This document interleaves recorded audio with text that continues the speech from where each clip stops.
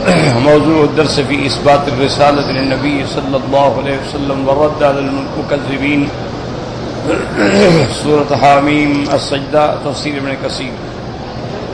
الحمد لله رب العالمين والصلاة والسلام على أشرف الأنبياء وسيد المرسلين سيدنا محمد وعلى آله وأصحابه أجمعين. اللهم صل على سيدنا محمد وعلى آل سيدنا محمد كما صليت على إبراهيم وعلى آل إبراهيم في العالمين إنك حميد مجيد. أعوذ بالله من الشيطان الرجيم. بسم الله الرحمن الرحيم. حامیم تنزيل من الرحمن الرحيم. كتاب فصلت آياته قرآنا عربيا لقوم يعلمون بشيرا ونذيرا فأعرض أكثرهم فهم لا يسمعون. وقالوا قلوبنا في أكنة مما تدعونا إليه وفي آذاننا وقر ومن بيننا وبينك حجاب فاعمل إننا عاملون. قال المؤلف والمفسر رحمه الله تعالى أدام النفع بعلومه وعلومكم في الدارين آمين. إلى أن قال يقول تعالى حامیم تنزيل من الرحمن الرحيم، يعني القرآن منزل من الرحمن الرحيم كقوله تبارك وتعالى. اب مفسر رحمۃ اللہ علیہ تفسیر بیان فرماتے ہیں کہ حامیم کا معنی مقطعات ہیں، اس لیے کوئی ترجمہ نہیں کیا. معنی ہوگا کہ اللہ اعلم بمرادہ بذلک. تنزیل من الرحمن الرحیم کا معنی القرآن منزل من الرحمن الرحیم، یہ قرآن اتارا ہے اس رب کا جو رحمان ہے، جو بڑا مہربان ہے اور نہایت رحم والا ہے. جیسے اللہ فرماتے ہیں قل نزلہ روح القدس من ربک بالحق. اللہ تبارک و تعالی نے فرمایا کہ اس کو اتارا ہے جبریل امین نے تیرے رب سے حق کے ساتھ. اور دوسری مقام پہ فرماتے ہیں وَإِنَّهُ لَتَنزِيلُ رَبِّ الْعَالَمِينَ، یہ اتارا ہوا ہے جو رب عالمین کی طرف سے. نزل به الروح الامین، اور اس کو لے کے اترا ہے فرشتہ جبریل جو امانت والا ہے. علی قلبک، آپ کے دل پہ، لتکون من المنذرین، تاکہ آپ ہوں ڈرانے والے. وقوله تبارک وتعالی کتاب فصلت آیاته ای بینت معانیہ واحکمت احکامہ. فصلت کا معنی مفسر فرماتے ہیں بینت یعنی بیان کیا اللہ نے کھول کھول کے ایک آیات کو، اور اللہ تبارک و تعالی نے اس کے اندر جتنے احکام ہیں ان کو بڑے استحکام سے بیان فرمایا. اور بعض فرماتی ہیں فصلت کا معنی جدا جدا. کیا معنی؟ یعنی عقائد کھول کے بیان کی. عقائد کے بعد پھر احکام ہیں، قصص ہیں، احوال ہیں، تو ہر چیز کو اللہ نے علیحدہ علیحدہ اور کھول کھول کے تفصیل سے بیان فرما دیا ہے. قرآنًا عربیًا، یہ کتاب کیا ہے؟ قرآن ہے. حال کونہ قرآنًا، جو پڑھا جاتا. عربیًا بینا واضحا، عربی زبان میں اللہ نے اتارا ہے بڑا کھول کے، جو بالکل وضاحت کے ساتھ. فمعانیہ مفصلۃ والفاظہ واضحۃ غیر مشکلہ، اللہ نے اس کے اندر جو معانی ہیں بڑے کھول کے بیان کیے ہیں، اور الفاظ ایسے ہیں جو مشکل نہیں ہیں. یعنی کوئی ایسا اللہ پاک نے کلام نہیں بھیجا ہے کہ جو کلام سمجھ نہ آئے یا الفاظ سمجھ نہ آئے. ہر چیز کو واضح کر کے بیان فرمایا. کتاب احکمت آیاتہ، اللہ نے اس کی آیات کو ثابت کیا. ثم فصلت من لدن حکیم خبیر. پھر اس کو اللہ تبارک و تعالی نے بیان کیا وہ پروردگار جو حکمت والے ہیں، جو جاننے والے ہیں. ای ہوا معجز من حیث لفظہ و معناہ. کیا معنی کہ قرآن پاک جو ہے وہ معجزہ ہے، باعتبار الفاظ کے بھی معجزہ ہے، باعتبار معانی کے بھی معجزہ ہے، کہ آج تک نہ اس کے معانی کا کوئی توڑ کر سکا، نہ کوئی الفاظ کا متبادل بنا سکا ہے. قرآن کو جس انداز میں بھی دیکھیں معجزہ ہی معجزہ ہے. لفظ دیکھیں معجزہ ہے، معانی دیکھیں معجزہ ہے، احکام دیکھیں معجزہ ہے، اخبار دیکھیں معجزہ ہے، قصص دیکھیں معجزہ ہے، پھر صورتوں کا تعلق دیکھیں معجزہ ہے، ربط دیکھیں معجزہ ہے. اللہ تبارک و تعالی نے قرآن میں جو خبریں دی ہیں صداقت کے اعتبار سے ہر لحاظ سے قرآن معجزہ ہے، اور ایسا معجزہ جو قیامت تک قائم ہے. اس لیے اللہ پاک فرماتا لا یاتیہ الباطل من بین یدیہ ولا من خلفہ. اس قرآن میں نہ تو کوئی آگے سے شامل کر سکتا ہے، نہ پیچھے سے کوئی چیز اضافہ کر سکتا ہے. تنزیل من حکیم حمید. یہ قرآن اتارا ہے جو حکمت والا ہے، جو تمام محامد کا سزاوار ہے. وقوله تبارک وتعالی لقوم یعلمون. ای انما یعرف هذا البیان والوضوء والعلماء الراسخون. لیکن قرآن کا جو معجزہ ہے، قرآن کے جو معانی ہیں، قرآن کا جو بیان ہے، اس کو صرف وہ سمجھتے ہیں جو علماء ہیں، جن کو اللہ نے علم عطا فرمایا، سمجھ عطا فرمائی ہے. اور قرآن کا ہے بشیرا و نذیرا تارةً یبشر المؤمنین. قرآن کے اندر مومنین کے لیے بشارتیں ہیں، جنت کی خوشخبریاں ہیں، اللہ کی رضا ہے. وَتَارَةً يُنذِرُ الْكَافِرِينَ. اور کافروں کے لیے انذار ہے، تخویف ہے، تہدید ہے. فَأَعْرَضَ أَكْثَرُهُمْ فَهُمْ لَا يَسْمَعُونَ. لیکن ایسی کتاب، ایسا قرآن جامع، لیکن اس کے باوجود بھی کافروں کی اکثریت نے منہ موڑ لیا اور اس کو نہ سمجھا اور نہ سمجھنے کی کوشش کی. اکثر قریش فہم لا یفہمون منہ شیئا مع بیانہ ووضوحہ. باوجود اس کے کہ قرآن کھلا ہے، واضح ہے، لیکن قریش نہیں سمجھتے اور الٹا کہتے ہیں استہزاء کے طور پہ. وَقَالُوا قُلُوبُنَا فِي أَكِنَّةٍ مِّمَّا تَدْعُونَا إِلَيْهِ. وَقَالُوا قُلُوبُنَا فِي أَكِنَّةٍ أَيْ فِي غُلُفٍ مُغْطَاةٍ. کہ ہمارے دل جو ہیں وہ غلافوں کے اندر ہیں، پردے کے اندر ہیں. آپ جس بات کی دعوت دیتے ہیں ہم سمجھ ہی نہیں سکتے.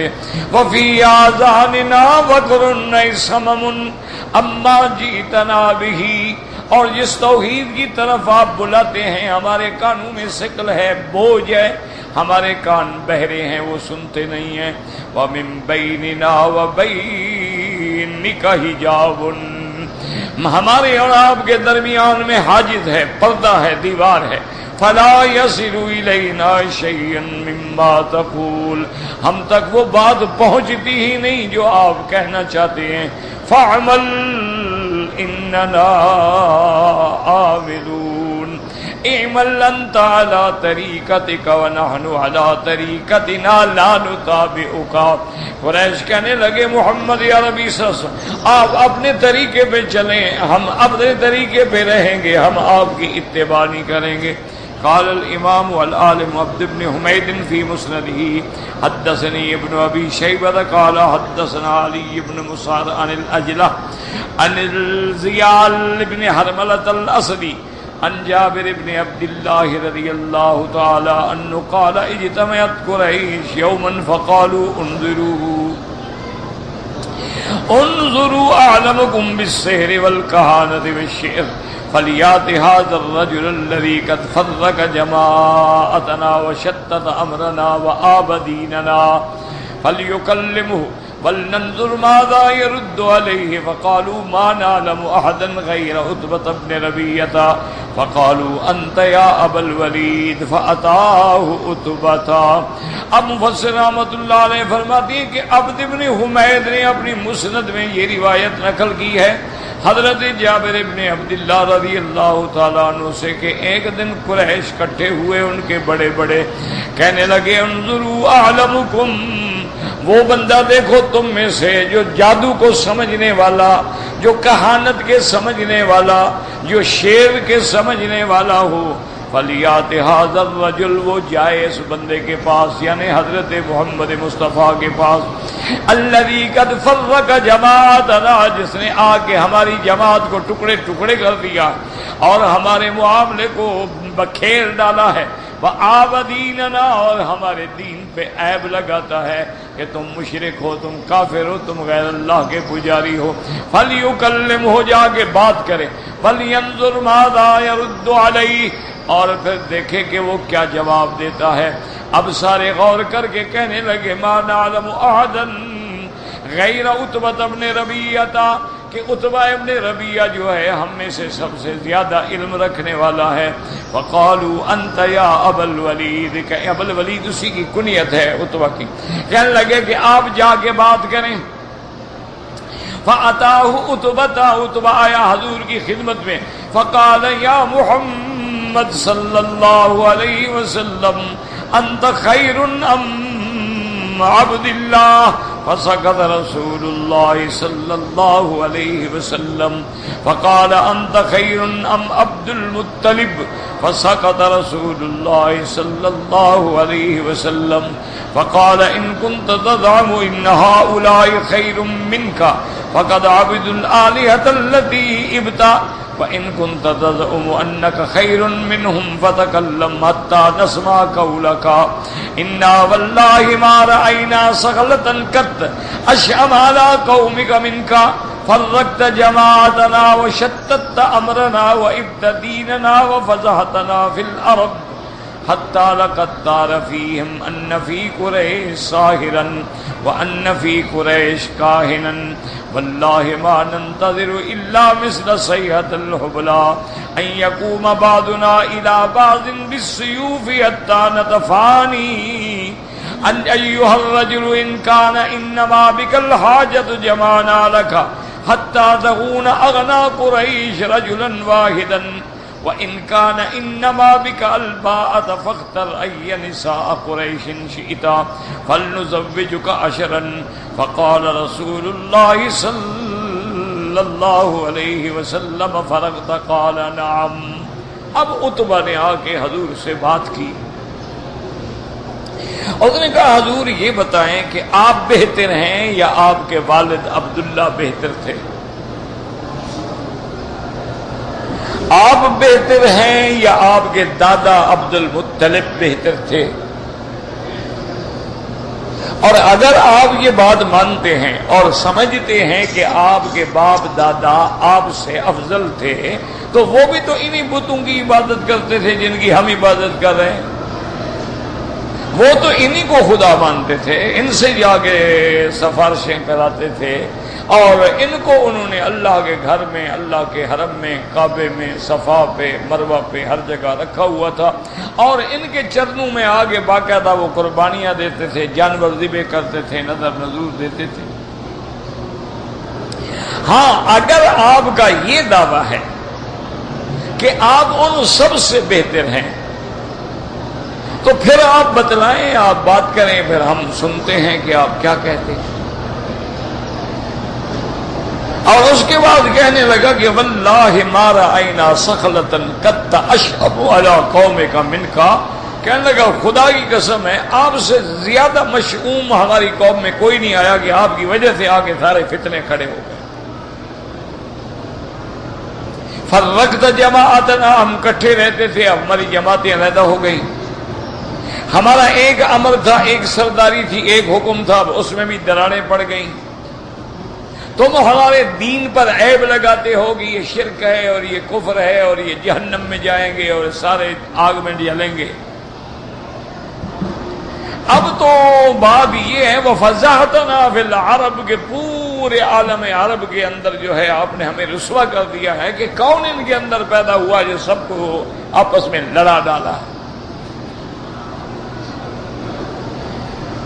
اور یہ بات جو ہے اڑ گئی ہے پورے علاقوں میں کہ قریش میں کوئی جادوگر ہے یا قریش میں کوئی کاہن ہے. کاہن کہتے تھے پرانے لوگ ہوتے تھے ان کے جو پہاڑوں میں اور غاروں میں جا کے رہتے تھے اور ان کے ساتھ جنات کا تعلق ہوتا اور وہ جن جو ہیں ان کو آگے آسمان کی خبریں پہنچاتے تھے اور پھر وہ ایک خبر میں اپنی طرف سے 10 خبریں ملا کے لوگوں کو سنا. لوگ بڑا عقیدہ رکھتے تھے. جیسے ہندوؤں میں جوگی ہوتے ہیں ہمارے ہاں بھی بعض ایسے لوگ ہوتے ہیں جو ملنگ ہوتے ہیں اور غاروں میں اور پہاڑوں میں پڑے رہتے ہیں. کہنے لگا واللہ ما ننتظر الا مثل صیحۃ الحبلا. کہنے لگا حضور خدا کی قسم اب ہمارا حال یہ ہو گیا ہے کہ جیسے ہم کسی حاملہ عورت کی چیخ کے انتظار میں بیٹھے ہیں کہ یہ حاملہ عورت کو جب درد شروع ہوگا تو چیخے گی نا کہ بچہ پیدا. ہم بھی ایسے انتظار میں بیٹھے ہیں پتہ نہیں کون سی بات ہوگی کہ ہم تلواریں لے کے ایک دوسرے کو ہمیشہ کے لیے مٹا ڈالیں کہ کوئی ادھر ہے کوئی ادھر ہے. کسی وقت بھی تلوار چل سکتی ہے. اس کے بعد کہنے لگا کہ ایھا الرجل کہ اے محمد عربی صلی اللہ علیہ وسلم ان کان انما بک الحاجۃ اگر آپ کو کوئی پیسے شیسے چاہیے مال چاہیے جمعنا لک حتی تکون اغنا قریش رجلا واحدا ہم سب مال جمع کر کے آپ کو دیتے ہیں آپ قریش میں سب سے بڑے غنی ہوں. وَإِنْ كَانَ إِنَّمَا بِكَ الْبَاءَةَ اور اگر آپ کی جوانی ہے قوت ہے طاقت ہے جوش ہے آپ شادی کرنا چاہتے ہیں تو آپ چنیں 10 لڑکیاں چنیں قریش کی ہم دینے کے لیے تیار. اب حضور نے فرمایا کہ دیکھو تم نے بات ختم کر لی ابھی اور بھی کچھ کہنا ہے. انہوں نے کہا جی بس میری بات پوری ہو گئی. وقال رسول اللہ صلی اللہ علیہ وسلم بسم اللہ الرحمن الرحیم حامیم تنزیل من الرحمن الرحیم حتی بلغ فإن أعرضوا فقل أنذرتكم صاعقة مثل صاعقة عاد وثمود فقال عتبة حسبك ما عندك غير هذا فقال رسول الله صلى الله عليه وسلم فرجع إلى قريش فقالوا ما وراءك. اب حضور نے اس کی فضول باتوں کی طرف توجہ ہی نہیں کی کہ کیا یہ کوئی بات ہے کہ جس کا آدمی جواب دے کہ میں شادی کرنا چاہتا ہوں اس لیے ایک نیا مذہب میں نے اختیار کیا ہے یا میں دولت جمع کرنا چاہتا ہوں. ایسی بات ہوتی تو مجھے خدیجہ سے کم دولت مل سکتی ہے. یا یہ کوئی بات تو نہیں ہوتی جی کہ آپ اچھے ہیں یا آپ کا باپ اچھا تھا. دیکھنا تو یہ پڑے گا کہ وہ دین پہ ہے کہ نہیں. اب حضرت ابراہیم خلیل اللہ ہے اور آزر مشرک ہے وہ کیسے ابراہیم سے اچھا ہو سکتا. سیدنا ابراہیم الخلیل جو ہیں وہ اللہ کا پیغمبر ہے خلیل اللہ ہے اور ابو الانبیاء ہے کہ اللہ نے اس کے نسل میں نبوت رکھی ہے لیکن باپ کافر ہے. اب یہ تھوڑا ہے کہ آدر جو ہے وہ ابراہیم علیہ السلام سے اچھا ہو جائے. اسی طرح کئی ایسے واقعات ہیں کہ اللہ نے حضرت نوح علیہ السلام کو نبی بنایا ہے بیٹا کافر.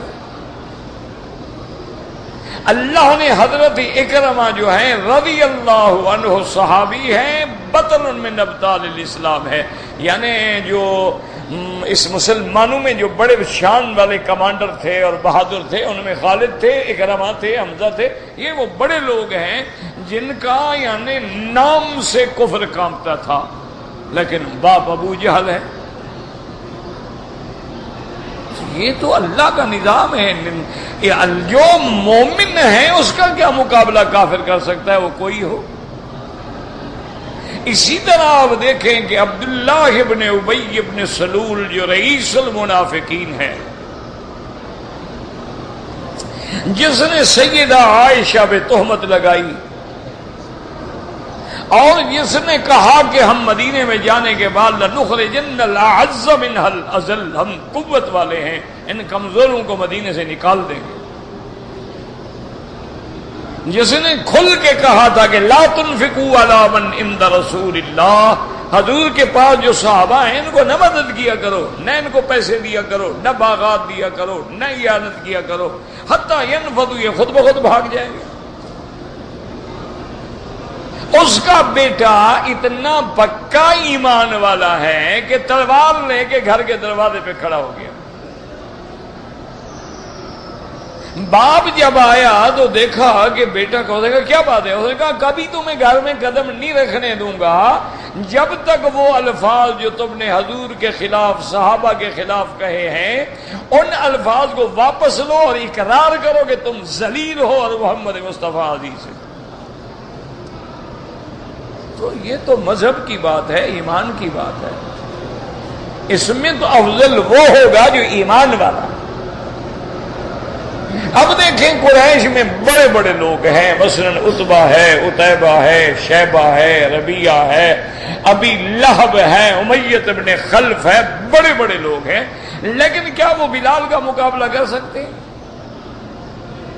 یہ تو بات ہی جاہلوں والی ہے کہ جی اگر آپ اچھے تھے، آپ کا باپ انسان ہے، باپ غلطی پہ ہو، باپ غلط دین پہ ہو، تو اس کا بیٹے کا کیا اس کے اندر تعلق ہے یا قصور ہے؟ اور پھر وہ جو ہیں ان لوگوں نے تو حضور پاک کی نبوت کا زمانہ پایا ہی نہیں، وہ تو پہلے فوت ہو گئے، یعنی ابھی حضور پاک پیدا ہی نہیں ہوئے، باپ فوت ہو گئے، 7 سال عمر تھی تو آپ کی والدہ فوت ہو گئے، اس کے بعد عبد المطلب فوت ہو گئے، پھر ابی طالب ہے وہ بھی عین جوانی میں فوت ہو گئے، پھر سیدہ خدیجہ کی اعانت مدد آئی، پھر سیدہ خدیجہ بھی فوت ہو گئے، حضور کو اللہ نے اولاد دی، اولاد نرینہ طیب طاہر کا سارے بیٹے فوت ہو گئے۔ تو انسان کو یہ کوئی بات تو نہیں ہوتی، اس لیے حضور نے ان باتوں کا جواب ہی نہیں دیا اور قرآن پڑھا، اور قرآن میں یہی صورت پڑھی۔ اور جب اس آیت پہ پہنچے نا کہ اگر تم نے قرآن کو نہ مانا تو انتظار کرو گے جیسے اللہ نے قوم عاد اور سمود پہ اپنا قہر بھیجا تھا پھر تم پر بھی آئے۔ کہنے لگا بس بس یا محمد صلی اللہ، بس مہربانی کر، ڈرتے تو تھے نا بدبخت، کیوں؟ دل میں تو جانتے تھے نا کہ حضور سچے ہیں، یہ تو زبانی کلامی تقریریں ہیں نا، دل میں تو وہ مانتے تھے کہ حسبو کا یا اس کے علاوہ اور کوئی چیز پر آپ نے فرمایا سنو، کہنے بس مہربانی کر۔ فرجع الی قریش، قریش کے پاس واپس آیا، وقالوا ما براک، انہوں نے پوچھا بتلاؤ کیا ہوا؟ قال ما تركت شيئا ارى انكم تكلمون به الا كلمته، وقالوا فهل اجابك؟ قال نعم، لا والذي نسبها بنية ما فهمت شيئا مما قاله غير انه انذركم صاعقة مثل صاعقة عاد وثمود۔ انہوں نے کہا کہ اچھا یہ بتاؤ، کہنے لگا ما ترکت شیئا ارا، میں نے کچھ بھی نہیں چھوڑا، جو تم چاہتے تھے میں نے ہر بات کی حضور کے ساتھ۔ انہوں نے کہا فال اجابہ کا، آپ نے بھی کوئی جواب دیا؟ کہنے لگا کہ ہاں جواب تو دیا ہے، لیکن سوال یہ ہے کہ آپ نے جو پڑھا ہے مجھے سمجھ نہیں آیا، صرف اتنا سمجھ آیا کہ انہوں نے فرمایا میں تم کو ڈراتا ہوں اللہ کے عذاب سے، اس بجلی سے، اس کڑک سے جو قوم عاد اور قوم سمود پہ آئی تھی۔ قالوا ویلک یکلمک الرجل بالعربیۃ لا تدری ما قال، کہنے لگے ہلاکت ہو تجھ کو، اس نے تمہارے ساتھ عربی کلام پڑھا ہے اور تم عربی ہو کے کیسے نہیں جانتے؟ قال لا واللہ ما فهمت شيئا مما قال غیر ذکر الصائقہ، وهكذا رواه الحافظ ابو يعلى الموصلي في مسنده النبي بكر النبي شيبة بإسناده مثله سواء، وقد ساقه البغوي في تفسيره بسنده عن محمد بن فضيل عن الأجلح وهو ابن عبد الله الكندي الكوفي وقد ذكر بعض الشيء عن الزيال بن حرملة عن جابر بن عبد الله رضی اللہ تعالی عنہ فذكر الحديث الى قوله، یعنی اس طرح بھی یہ قصہ نقل کیا گیا فإن أعرضوا فقل أنذرتكم صائقة مثل صائقة عاد وثمود فأمسك عتبة على فكه وناشته بالرحم فرجع إلى أهله ولم يخرج إلى قريش واتبس عنهم. عتبہ نے جلدی جلدی حضور کے منہ پہ ہاتھ رکھ دیا، کہنے لگا حضور مہربانی کریں، چلو ہم جیسا ہے رشتہ دار تو ہے نا، رحم کریں ہم پر. اور اس کے بعد گھر چلا گیا، قریش کے پاس بھی نہیں گیا اور کئی دن تک گھر سے باہر نہیں آیا. فقال ابو جہل لعنه الله يا معشر قريش والله ما نرى عتبة الا كسب الى محمد واعجبه طعامه وما ذاك الا من حاجة نصابته فانطلقوا بنا اليه فانطلقوا اليه. فقال ابو جہل کہنے لگا ہے قریشیوں، معلوم ہوتا ہے کہ عتبہ بھی گیا ہمارے ہاتھ سے، اس نے بھی حضور پاک پر اسلام لے آیا، شاید حضور پاک کا کھانے اس کو اچھے لگے ہوں گے اس لیے وہ وہاں چلا گیا. ایسا کرو چلتے ہیں اس سے پوچھتے ہیں کہ کیا ہو گیا تمہیں. ابو جہل آیا کہنے لگا یا عتبہ ما حبسک عنا، تم جو اتنے دیر گھر میں چھپے ہوئے ہو، معلوم ہوتا ہے انک سبات الی محمد، کہ تم بھی حضور محمد مصطفیٰ کی طرف پھر گئے ہو. وَأَعْجَبَكَ طَعَامُهُ فَإِنْ كَانَ بِكَ حَاجَةٌ جَبَانَ لَكَ مِنْ أَمْوَالِنَا مَا يُغْنِيكَ، اگر تمہیں پیسوں کی ضرورت ہے ہم تمہیں دے دیتے ہیں. فَغَضَبَ عتبہ غصے میں آ گیا. وَأَقْسَمَ اللَّهُ يُكَلِّمُ مُحَمَّدًا أَبَدًا، اس کے بعد قسم کھائی کہ خدا کی قسم ہے میں اب آئندہ حضرت محمد مصطفیٰ سے کبھی بات نہیں کروں گا.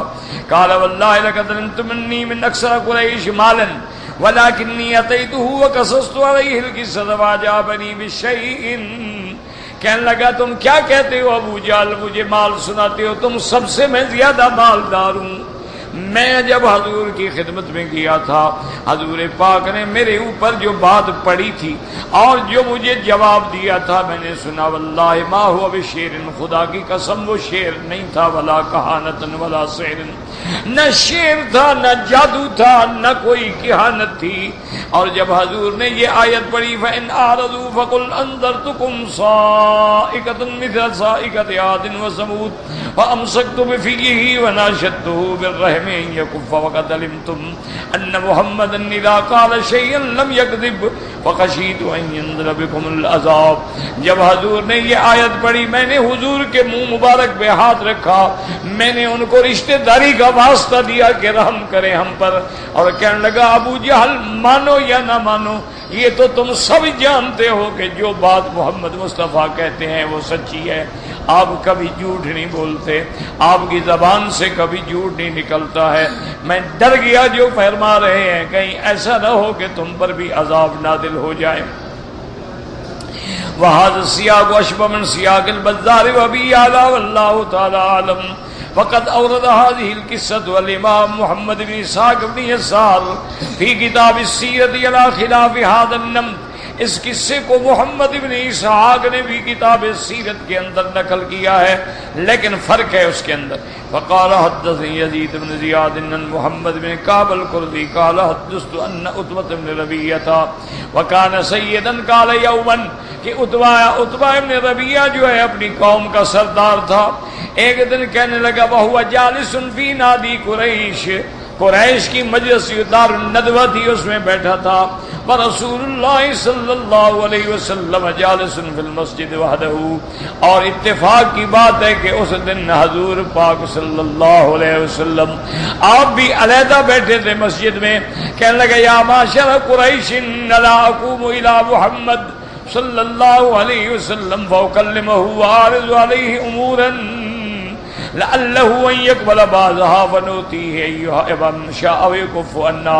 کہنے لگا اے قریش کے سرداروں میں چاہتا ہوں کہ میں جا کے حضور سے بات کروں. اب آپ کو ڈرایا نہیں جا سکتا، اب مسلمانوں کو ڈرایا نہیں جا سکتا، اب تو ترغیب کی بات کرتے ہیں، تم اجازت دو تو میں حضور کو جا کے بات کرتا ہوں، اور اگر حضور کوئی مطالبہ کریں تو ہم پورا کر دیں۔ وذالک حین اسلم حمزہ رضی اللہ تعالی عنہ، اب حضرت حمزہ بھی مسلمان ہو گئے۔ وَرَأَوْا أَصْحَابَ رَسُولِ اللَّهِ يَزِيدُونَ وَيَكْثِرُونَ، اب کافروں نے سمجھ لیا کہ روز بروز مسلمان بڑھ رہے ہیں، کبھی حضرت عمر مسلمان ہو رہے ہیں، کبھی حضرت حمزہ مسلمان ہو رہے ہیں۔ اب انہوں نے کہا اب ڈرایا نہیں جا سکتا، اب تو کوئی لالچ کی بات کرتے ہیں۔ فَقَالُوا بَلَا يَا أَبَا الْوَلِيدِ وَقُمْ إِلَيْهِ وَكَلِّمْهُ، انہوں نے کہا کہ ہاں ضرور جا کے بات کرو۔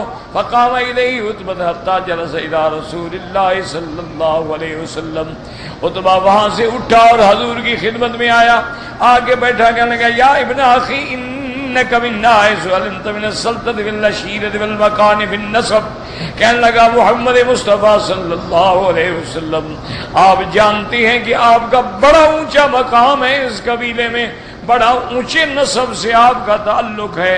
وَإِنَّكَ قَدْ أَتَيْتَ قَوْمَكَ بِأَمْرٍ عَظِيمٍ فَرَّقْتَ بِهِ جَمَاعَتَهُمْ، لیکن آپ ایک عظیم دعوت لے کے اٹھے ہیں جس سے قوموں کے اندر اختلاف پیدا ہو گیا ہے۔ وَصَفَّعْتَ بِهِ أَعْلَامَهُمْ، اور تم نے ان کو پاگل قرار دیا ہے کہ تم بے وقوف ہو کہ اللہ کو چھوڑ کے ان کی عبادت کرتے ہو۔ وَإِبْتَ بِهِ آلِهَتَهُمْ وَدِينَهُمْ، اور تم ان کے خداؤں کو بھی برا کہتے ہو، ان کے دین کو بھی غلط کہتے ہو۔ وَكَفَّرْتَ بِهِ مَنْ مَضَىٰ مِنْ آبَائِهِمْ، اور جو باپ دادے پہلے گزر چکے ہیں بتوں کی عبادت میں ان کو بھی آپ کافر کہتے ہیں۔ فَاسْمَعْ مِنِّي أَعْرِضُ عَلَيْكَ أُمُورًا تنظر فیہا لعلک تقبل منہا بعضہا، کہنے لگا محمد مصطفیٰ صلی اللہ علیہ وسلم توجہ سے میری بات سنیں، میں آپ پہ چند تجاویز پیش کرتا ہوں، شاید آپ کوئی بات قبول فرما لیں۔ قال وقال له رسول قل یا ابا الولید اسمع، حضور نے فرمایا کہ ابا الولید کہو کیا کہتے ہو، میں سن رہا ہوں۔ قال ابن اخی ان كنت انما تريد باجیت به من هذا الامر مالا جمعنا لك من اموالنا حتی تکون اکثرنا اموالا، یا رسول اللہ اگر آپ کو مال کی ضرورت ہے تو ہم چندہ اکٹھا کر کے سارے سردار مل کے اتنا مال آپ کو دیتے ہیں کہ آپ سب سے زیادہ مالدار بن جائیں۔ وَإِن كُنْتَ تُرِيدُ بِهِ شَرَفًا سَوَّدْنَاكَ عَلَيْنَا، اگر تم چاہتے ہو کہ آپ کو مکے کی سرداری مل جائے تو ہم آپ کو سردار مان لیتے ہیں۔ حَتَّى لَا نَكْتَعْ مِن دُونِكَ، آپ کے حکم کے بغیر ہم کبھی نہیں چلیں گے۔ وَإِن كُنْتَ تُرِيدُ بِهِ مُلْكًا مَلَّكْنَاكَ عَلَيْنَا، اگر تم چاہتے ہو کہ بادشاہ بن جاؤ تو چلو ہم بیعت کرتے ہیں تم بادشاہ بن جاؤ۔ وَإِنْ كَانَ هَذَا الَّذِي يَأْتِيكَ رِئِيًّا تَرَاهُ لَا تَسْتَطِيعُ رَدَّهُ عَنْ نَفْسِكَ طَلَبْنَا لَكَ الْأَطِبَّاءَ وَبَذَلْنَا فِيهِ أَمْوَالَنَا حَتَّى نُبَرِّئَكَ مِنْهُ، اور اگر آپ پر کسی جن کا سایہ ہو گیا ہے آپ اس کو دفع نہیں کر سکتے، ہم آپ کے لیے بڑے بڑے طبیب بلائیں گے، بڑے بڑے معالج بلائیں گے، مال خرچ کریں گے، آپ کا علاج کرائیں گے۔ فَإِنَّهُ رُبَّمَا غَلَبَ التَّابِعَ الرَّجُلِ حَتَّى يُدَاوَىٰ مِنْهُ أَوْ كَمَا قَالَ لَهُ حَتَّى إِذَا فَرَغَ عُتْبَةٌ، جب کلام سے فارغ ہو گیا رسول اللہ صلی اللہ علیہ وسلم یستمع منہ، حضور سن رہے ہیں، آپ نے فرمایا افرغت یا ابا الولید، فارغ ہو گئے بات کر دی؟ نے کہا ہاں جی کر۔ قال فاستمع منی، اب میری سنو۔ قال افعل، نے کہا حضور آپ سنائیں۔ قال بسم اللہ الرحمن الرحیم، حامیم تنزیل من الرحمن الرحیم، کتاب فصلت آیاتہ قرآنا عربیا لقوم یعلمون، بشیرا ونذیرا، فأعرض أكثرهم فهم لا يسمعون، ثم مضى رسول الله فيها وهو يقرأ عليه، فلما سمع عتبة أن صدرها وألقى يديه خلف ظهره معتمدا عليها يستمع منه حتى انتهى رسول الله، اب بڑے غور سے ایسے ٹیک لگا کے بیٹھ گیا، بڑے غور سے سنتا رہا کہ حضور کیا پڑھ رہے ہیں۔ حتی انتہا رسول اللہ السجدۃ منہا، حضور پڑھتے پڑھتے جب آیت سجدہ پہ پہنچے آپ نے سجدہ کیا. ثم قال قد سمعت یا ابا الولید ما سمعت فانت وذاک، آپ نے فرمایا کہ اے ابا الولید تم نے سن لیا ہے، یہ میرا جواب ہے. فقام عتبہ الی اصحابہ وقال بعضهم لبعض، اور وہ جب آنے لگا تو آپس میں وہ کہنے لگے نحلف باللہ، ہم قسم کھا کے کہتی ہیں لقد جاءکم ابو الولید بغیر الوجہ الذی ذهب به، کہنے لگے ہم قسم کھاتے ہیں کہ ابو الولید کو کچھ ہو گیا، اب تو بدلہ بدلہ لگتا ہے. فلما جلس الیہم قالوا ما وراءک یا ابو الولید، قال ورائی انی سمعت قولا، کہنے لگا میں نے جو سنا ہے آج محمد مصطفیٰ سے، واللہ ما سمعت مثلہ کا ایسی کلام میں نے کبھی زندگی بھی نہیں سنی. واللہ ما ہوا بالسحر، خدا کی قسم وہ جادو نہیں، ولا بالشعر نہ کوئی شعر ہے، ولا بالکہانت یا معاشر قریش اطیعونی، کہنے لگا اے قریش کے سردارو میری بات مانو، وجعلوا حالی، اور میری بات کو وزن دو، خلو بین الرجل و بین ما هو فیہ فاعتزلوہ، ایسا کرو کہ تم حضور کے رستے سے ہٹ جاؤ، حضور جو دعوت دے رہے ہیں ان کو دینے دو. فواللہ لقولہ الذی سمعت نبا، میں نے جو سنا ہے معلوم ہوتا ہے کہ کوئی بڑی عظیم الشان مقام ہونے والا. وَإِن تُصِبُوا الْعَرَبُ وَقَدْ كَفَيْتُمُوهُ بِغَيْرِكُمْ، اگر عرب قبائل نے حضور کو نعوذ باللہ شہید کر دیا تو تمہارا مطلب پورا ہو گیا. وَإِن يَظْهَرِ الْعَرَبُ، اور اگر حضور غالب آ گئے، فَمُلْكُهُ مُلْكُكُمْ، اس کا بادشاہی تمہاری ہے، وَعِزُّهُ عِزُّكُمْ، اس کی عزت تمہاری عزت ہے، وَكُنْتُمْ أَسَدُ النَّاسِ بِهِ، پھر تم سب سے اچھے ہوگے. قَالُوا سَحَرَكَ وَاللَّهِ يَا أَبَا الْوَلِيدِ بِلِسَانِهِ، کہنے لگے ہاں معلوم ہوتا ہے تم پر بھی حضور کا جادو چل گیا ہے. قَالَ هَذَا رَأْيِي فِيهِ فَذَرُوا مَا بَدَا لَكُمْ، کہنے لگا میری ایک رائے ہے، اب تم جانو جو کچھ کرنا چاہتے ہو. وَهَذَا السِّيَاقُ أَشْبَهُ مِنَ الَّذِي قَبْلَهُ، یہ پہلے سے کچھ زیادہ واضح ہے. واللہ اعلم.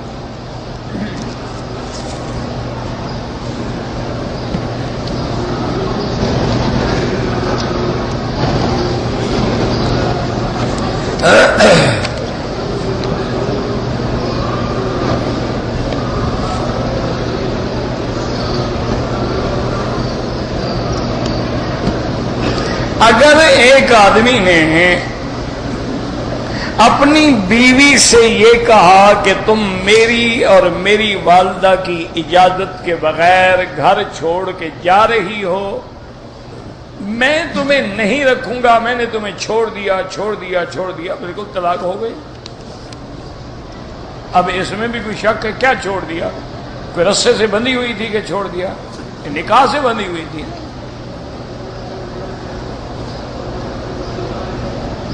سب سے بڑی مشکل یہ ہے ہمارے دوستوں میں کہ غلطی پہلے کرتے ہیں، مسئلہ بعد میں پوچھتے ہیں.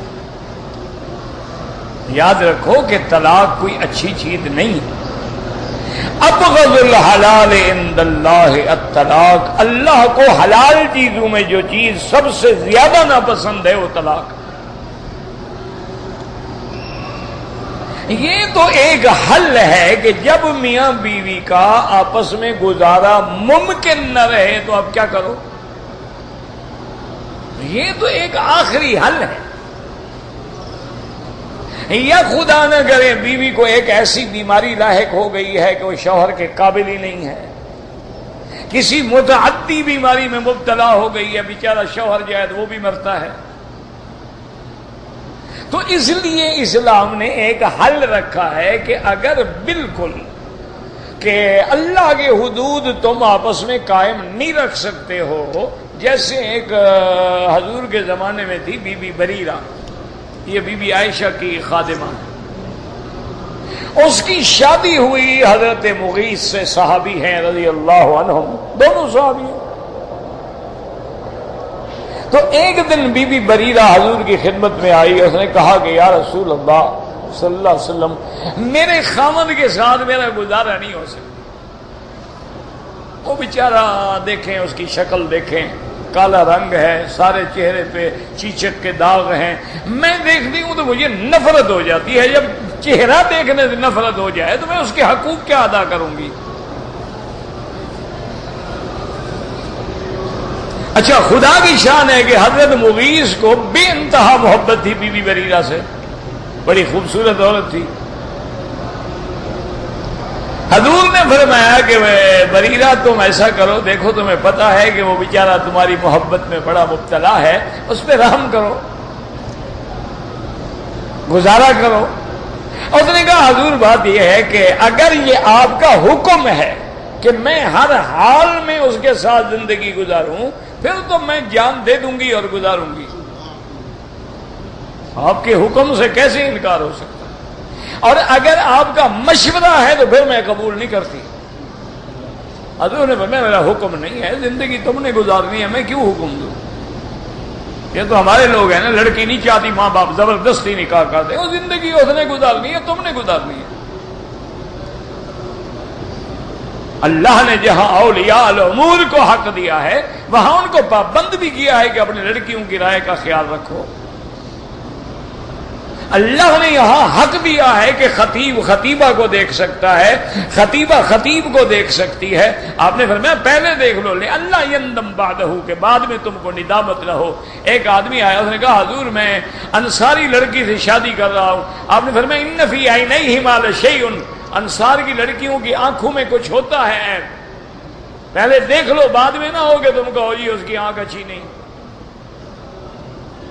تو اسلام تو اتنا کھلا مذہب ہے۔ اور اگر حضور نے فرمایا میرا مشورہ ہے، حکم نہیں، انہوں نے کہا حضور پھر میں مشورہ نہیں مان سکتا۔ آپ نے فرمایا اچھا دیکھو، اب طلاق کا مطالبہ تم نے کیا ہے، تمہارے خاوند نے طلاق نہیں دی، تم خلو کر رہی ہو، تو جو کچھ مغیث نے شادی میں تمہیں دیا تھا نا، محق المہر ہے، پیسہ ہے، زیور ہے، جو کچھ بھی ہے، وہ تمہیں واپس کرنا پڑے گا۔ اس نے کہا حضور وہ بھی لے لے، اتنا اور بھی مجھ سے لے لے۔ تو نہیں گزر سکی، ٹھیک سی بات ہے، سیدھی بات، اسلام کی بات ہے کہ اگر وہ ڈرتے ہیں کہ اللہ یقیم حدود اللہ، کہ اللہ کے حدود قائم نہیں رکھ سکیں گے، ٹھیک ہے طلاق ہو جائے۔ اب یہ تو نہیں کہ چھوٹی سی بات ہے کہ میری ماں نے تمہیں روکا تھا اور تم نے نہیں روکی اور بس طلاق ہے، اور طلاق یہ کوئی مذاق بنا رکھا ہے آپ نے۔ ان عورت ہے، کبھی تم اپنی ماں کے فرمان پہ چلتے ہو؟ تم نے کتنی نافرمانیاں کی ہیں بچپن سے لے کر اب تک اپنی والدہ کی؟ تو تمہاری نافرمانیوں پر تو چپ ہو جائے، اگر ایک دفعہ بیوی غصے میں آ گئی ہے جانے تو کیا ہو گیا، پھر محبت سے سمجھاؤ کہ بے وقوف ہو، میری ماں ہے، تمہاری بھی ماں ہے، پھر جتنا میری ماں کا احترام کرو گی اتنی تمہاری محبت میرے دل میں زیادہ ہوگی، اتنی تمہاری عزت بڑھے گی۔ اس کو بیٹھ کے سمجھاؤ، اس کو یعنی گفتگو سے قائل کرنے کی کوشش کرو، ایک دفعہ، دو دفعہ، تین دفعہ، چار دفعہ، پھر اس کو حقوق الزوجین کے بارے میں کتابیں پڑھاؤ، علماء کی تقریریں سناؤ، اس کا برین واش کرو۔ یہ تو نہیں ہے کہ 2 منٹ کے اچھا مرچ زیادہ ہے چلو طلاق، آج نمک زیادہ ہے چاہو طلاق، آج تم دیوار کے ساتھ کھڑی تھی جاؤ طلاق، آج چھت پہ چڑھی ہوئی تھی جاؤ، تماشا ہے۔ تم نے کتنے گناہ کیے ہیں وہ بھی کبھی بتائے ہیں بیوی کو؟ کہ تم تو بالکل ہر لحاظ سے چاہے 300 چوہا کھا کے بلی حج پہ آ جائے حاجی بن جاتے ہو، قصور صرف عورت کا ہوتا ہے۔ یاد رکھو 3 چیزیں ایسی ہیں، النکاح الطلاق والعتاق۔ حضور نے فرمایا کہ جدہن جد وحدلہن جد، اگر مذاق میں بھی کوئی طلاق دے دے طلاق ہو جاتی ہے، فلم میں ڈرامے میں میاں بیوی بن جاتے ہیں طلاق دے دیتے ہیں اور طلاق ہو جاتی ہے۔ یہ نہیں ہوتی کہ ڈرامہ تھا، اسلام کہتے ہیں ڈرامہ کرتے ہو، ایک عورت کے بدن کو میں نے تیرے لیے حلال کر دیا، تم ڈرامے کرتے ہو، جاؤ دفعہ ہو، جو ڈرامہ ہے مذاق ہے تب بھی طلاق ہو گئی۔ اور جب تم نے 3 طلاقیں دے دی ہیں تو پھر تو ائمہ ثلاثہ کے نزدیک کوئی حل ہی نہیں ماں سوا حلالہ کے۔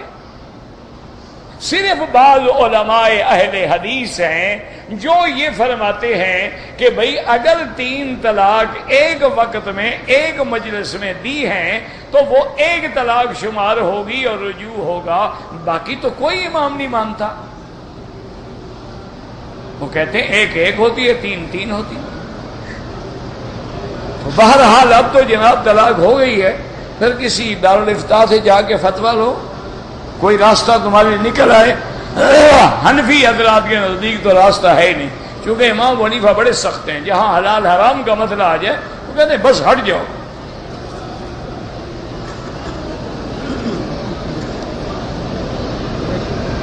کہتے جی کہ ایک حدیث میں آیا ہے کہ یا بنی عبد مناف لا تمنعوا احدا، کہ اے بنی عبد مناف کسی کو نہ روکا کرو اس گھر کے طواف سے، جب چاہے طواف کرے جب چاہے نماز پڑھے۔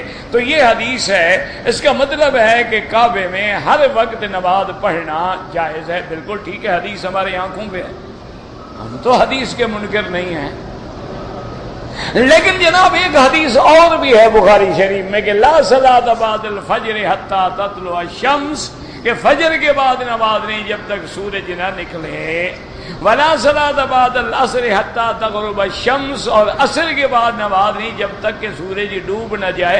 اس حدیث کا جواب تم دے دو، اس کا میں دے دوں گا،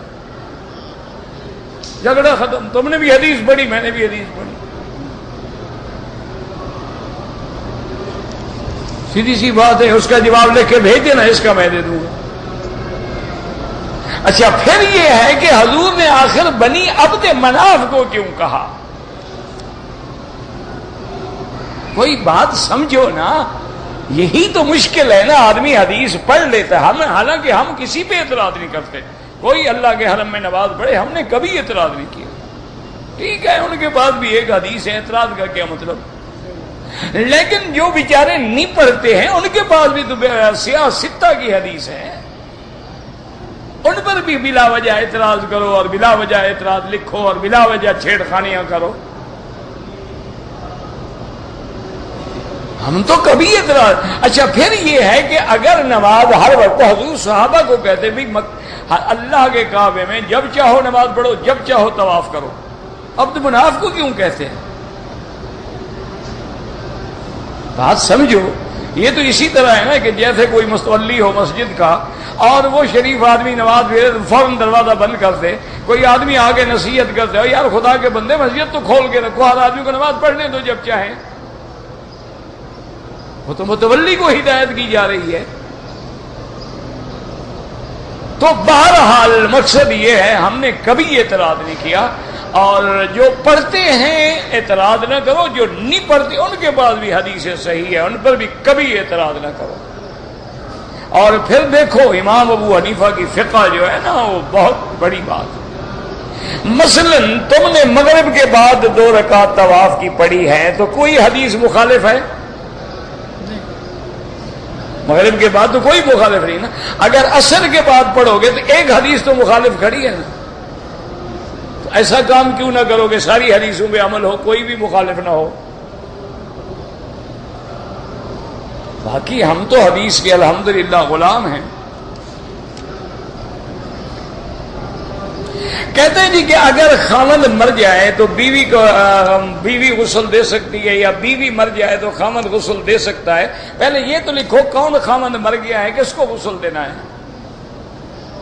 یہ فرضی مسئلے پوچھتے ہو۔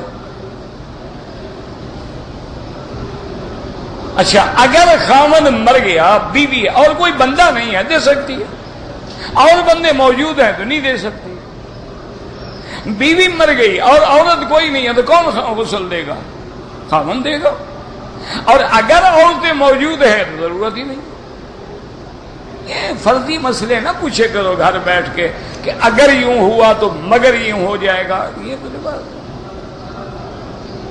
12 ربیع الاول کے بارے میں کسی حدیث میں حکم نہیں کہ میلاد منایا جائے، مسجدوں پہ لائٹنگ کی جائے، بتیاں جلائی جائیں، جلوس نکالے جائیں، ریلیاں نکالی جائیں، تو یہ تو بدعات ہیں۔ یہ تو مظفر ایک بادشاہ تھا جس نے 600 سال بعد یہ بدعت رائج کی۔ لیکن آج کا رواج ہے جو جھنڈی لگائے پکا مسلمان، جو نہ لگائے وہاں بھی، نماز پڑھے نہ پڑھے جھنڈی لگائے 12 کو بس۔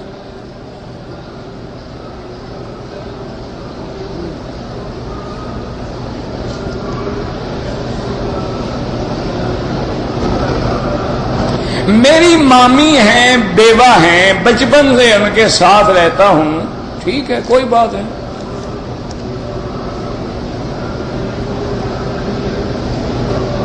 بہرحال آپ نے فتویٰ لیا ہے مفتی سے، انہوں نے کہا ایک طلاق ہے تو ٹھیک ہے، تو یہ قاعدہ ہوتا ہے. اب آپ فارغ ہو جائیں گے. اگر خدا نہ کرے کوئی غلطی ہوئی تو فتویٰ دینے والے پر ہو.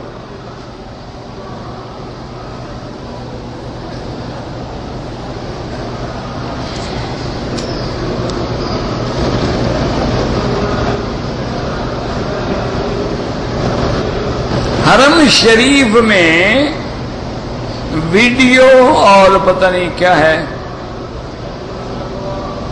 عورتوں کی پرواہ کیے بغیر ویڈیو سے فلمیں بنتی ہیں، بالکل حرام ہے، ناجائز ہے. اور تصویر بنانے پہ پر اور بنوانے والوں پہ اللہ کے نبی نے لعنت بھیجی ہے. لعن اللہ المصور والمصور له. اب آگے آپ کی مرضی ہے. نماز پڑھتے ہوئے آدمی کے آگے نہ گزریں، مجبوری ہو تو سجدے کی جگہ سے دور ہو کے گزریں.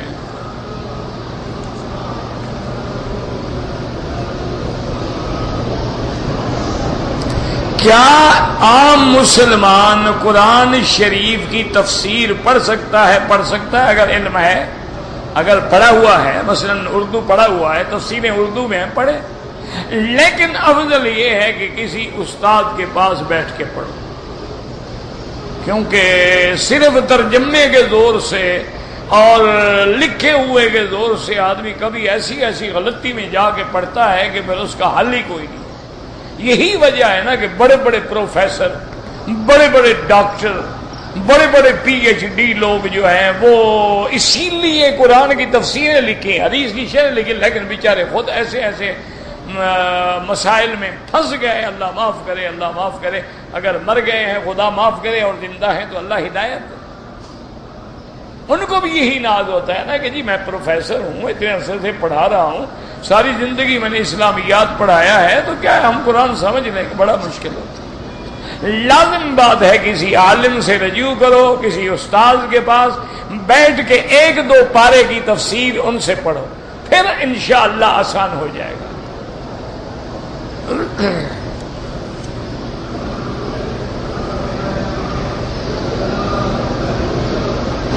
اگر ایک آدمی نے 7 چکر طواف کے پورے کر لیے ہیں، پھر دوبارہ طواف شروع کرے، پھر 7 چکر لگانے کے بعد میں اگر وہ 2 رکعت پڑھ لے، بالکل جائز ہے، کوئی منع نہیں.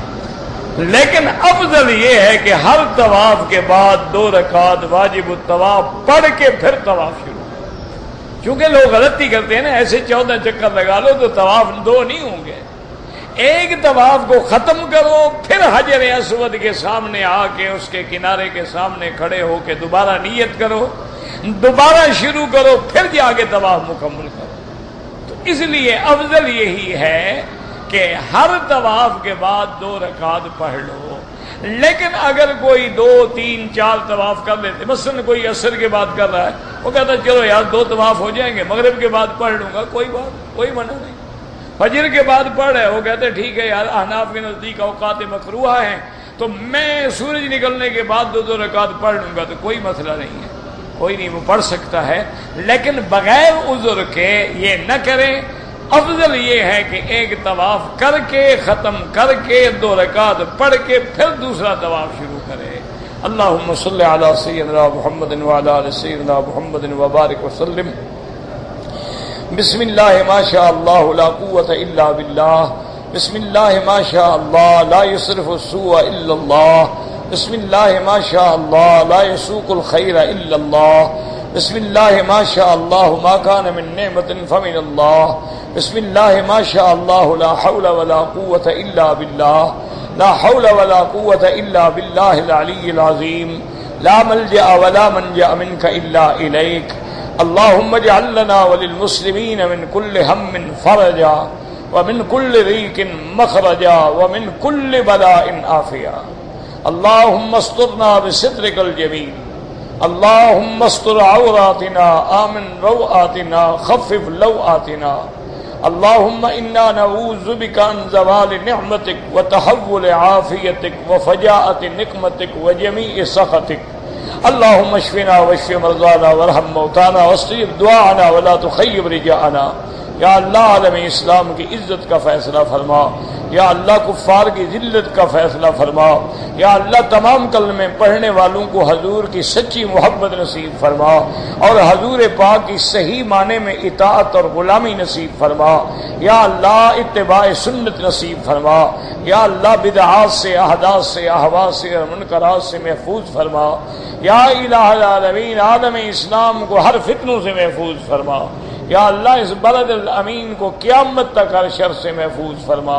ربنا تقبل منا انک انت السمیع العلیم. صلی اللہ تعالی علی خیر خلقہ سیدنا محمد وعلی آلہ وصحبہ اجمعین.